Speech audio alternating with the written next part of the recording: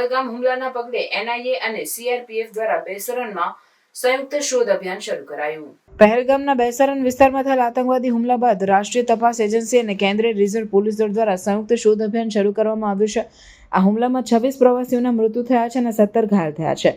આ હુમલાની જવાબદારી કાશ્મીર રેઝિસ્ટન્સ નામના આતંકવાદી સંગઠને લીધી છે, જે પાકિસ્તાન આધારિત લશ્કરે તોયબા સાથે સંકળાયેલું હોવાનું માનવામાં આવે છે. સુરક્ષા દળોએ બેસારન વિસ્તારમાં સઘન શોધ અભિયાન હાથ ધર્યું છે, જેમાં હેલિકોપ્ટર અને ડ્રોનનો ઉપયોગ કરીને દુષ્કર્મીઓને શોધવાની કામગીરી ચાલી રહી છે. આ ઉપરાંત સુરક્ષા એજન્સીઓએ 3 શંકાસ્પદ આતંકવાદીઓના સ્કેચ જાહેર કર્યા છે, જેમાંથી એક સ્થાનિક હોવાની શક્યતા છે. પ્રધાનમંત્રી નરેન્દ્ર મોદીએ આ હુમલાની નિંદા કરી છે અને જણાવ્યું કે ભારત આતંકવાદ સામે ઝૂકશે નહીં અને દોષિતોને કડક સજા આપવામાં આવશે. કેન્દ્રીય ગૃહમંત્રી અમિત શાહે પણ ઘટનાસ્થળની મુલાકાત લીધી અને પીડિતોના પરિવારજનોને મળ્યા છે. હુમલાના પગલે ભારત સરકારે પાકિસ્તાન સામે કડક પગલાં લીધા છે, જેમાં અટારી બોર્ડર બંધ કરવી, ઇન્ડસ વોટર ટ્રીટીનો સસ્પેન્શન અને પાકિસ્તાની નાગરિકોને દેશ છોડવાની સૂચના આપવા જેવી કાર્યવાહી શામેલ છે.